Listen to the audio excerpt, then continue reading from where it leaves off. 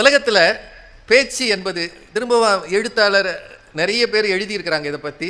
பேச்சு என்பது ஒரு கலை அல்ல, பொறுப்பு அப்படின்னு இறை அன்பு சார் சொல்லியிருக்கிறார். எழுத்து உள்ள பிள்ளை படைக்கும்னு எங்கேயுமே சொன்னதில்லை. ஒன்னே ஒன்று தான் சொல்லுவாங்க, அவன் எழுதிட்டான் தப்பா. இங்கே அந்த எழுத்தை எவையா மாற்ற முடியும், பிரம்மன் எழுத்து அப்படின்வாங்க.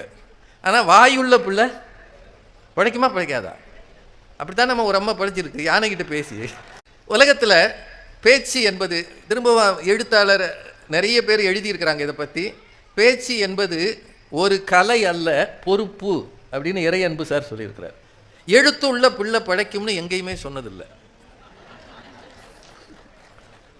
ஒன்னே ஒன்று தான் சொல்லுவாங்க, அவன் எழுதிட்டான் தப்பா. இங்கே அந்த எழுத்தை எவையா மாற்ற முடியும், பிரம்மன் எழுத்து அப்படின்வாங்க. ஆனால் வாயுள்ள பிள்ளை படைக்குமா படைக்காதா? அப்படித்தான் நம்ம ஒரு அம்மா படிச்சிருக்கு யானைகிட்ட பேசி.